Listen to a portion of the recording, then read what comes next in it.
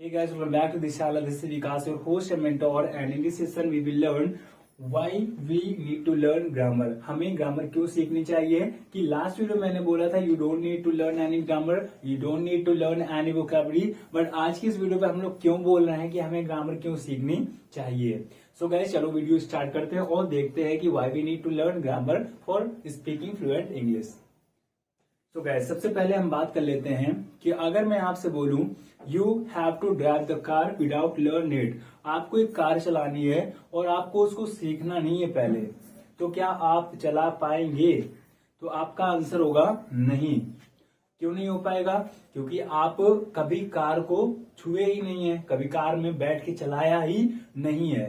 But अगर मैं बोलूं आपको 1 महीने तक कार के ड्राइवर के बगल पे बैठ के चलना है 1 महीने तक, तो क्या आपको अब देखना पड़ेगा, सीखना पड़ेगा what is clutch, what is gear, how to turn the steering? नहीं सीखना पड़ेगा ना, क्योंकि आप उस एनवायरमेंट में 1 महीने तक रह चुके हो.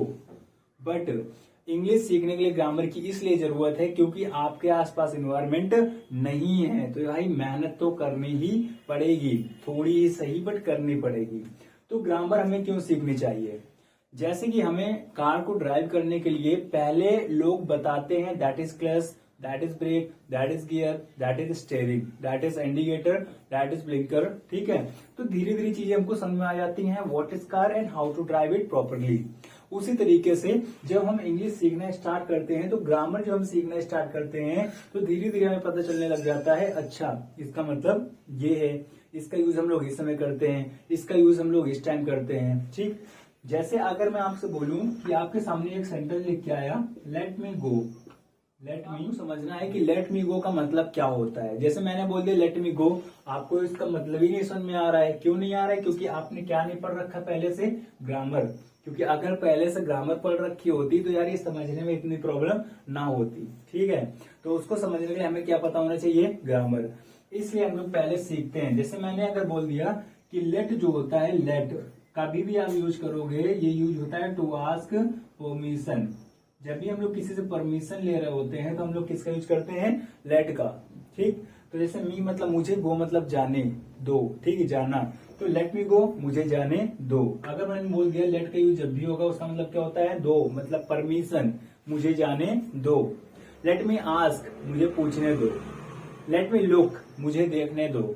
लेट मी फाइट, मुझे लड़ने दो. तो जब भी आपके पास में लेट दिखेगा ना तो आपको हिट कर जाएगा अच्छा टू आस्क एनी परमिशन, किसी से परमिशन आस्क करने के लिए. बट उससे पहले आपने क्यों पता चला? क्योंकि आपने ग्रामर सीख रखी थी. That is why we need to learn grammar. ठीक, अब जैसे मैंने बोला शुड आया आपके सामने सेंटेंस एंड आपने कभी शुड पढ़ा ही नहीं है, तो क्या आप उस सेंटेंस का मतलब जान पाएंगे? नहीं. और जब मतलब नहीं जान पाएंगे तो you can not communicate with the person who is speaking in front of you.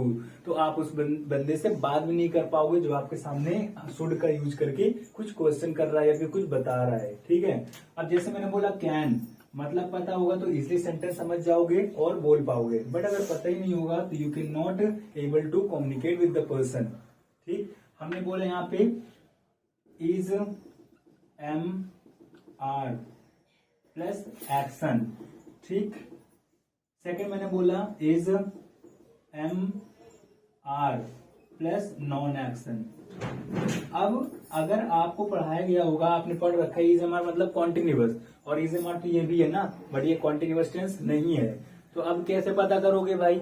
तो सिचुएशन के अकॉर्डिंग आपको ग्रामर पता होनी चाहिए कि सिचुएशन में मुझे कौन सा ग्रामर का सेंटेंस और स्ट्रक्चर यूज करना है. इसलिए हमें ग्रामर की नीड पड़ती है. बट डोंट वरी, हम लोग स्टेप बाय स्टेप सब चीजें सीखेंगे.